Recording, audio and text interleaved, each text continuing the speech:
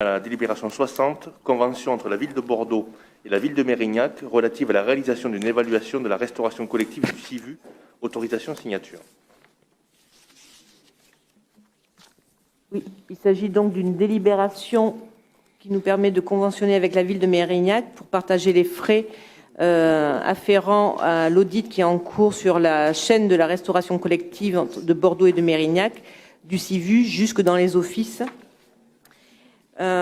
Pour être plus précise, cet audit, dont le marché est en cours d'attribution, comporte 2 phases. La première phase consiste à une mission d'évaluation et de conseil organisationnel de toute la chaîne d'élaboration des repas, donc à savoir l'approvisionnement, l'élaboration, la transformation et l'allotissement sur le site du CIVU.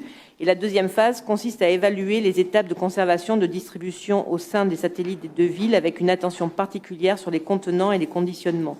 Donc quand on parle des satellites, c'est aussi toute la chaîne concernant le portage à domicile ou dans les clubs seniors.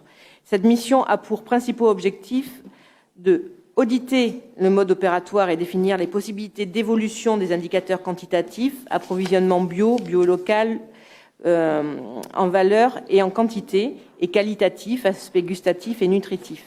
Apporter une vision objective sur l'organisation du travail de la cuisine centrale, évaluer les menus proposés et les possibilités d'évolution de l'offre, établir une enquête objective de la prestation des menus, établir un point zéro sur les indicateurs environnementaux et de santé de l'établissement, établir un bilan carbone et émissions de gaz à effet de serre, analyse énergétique du bâtiment, gestion des fluides, gestion des déchets et des effluents, maîtriser les risques sanitaires, microbiologiques, physiques et chimiques comme les perturbateurs endocriniens, établir des préconisations sur les locaux, le besoin d'extension et l'optimisation des installations pour répondre aux évolutions démographiques des villes en adéquation avec les enjeux de la mandature, analyser les quantités livrées, les restes ou manques et les déchets alimentaires. Il s'agit notamment d'apprécier les écarts et de proposer les marges d'amélioration, prévoir les conséquences et les impacts d'un changement de conditionnement sur les offices de restauration et la pénibilité du travail des équipes. La restitution de cet audit aura lieu par étapes et la livraison finale prévue pour septembre 2021. Il est important aujourd'hui, notamment, de faire cet audit parce que beaucoup de choses vont être impactées au niveau de la restauration scolaire. On a la loi Egalim qui qui oblige, d'ailleurs, moi pour le coup, je pense que c'est l'une des meilleures lois qui a été passée.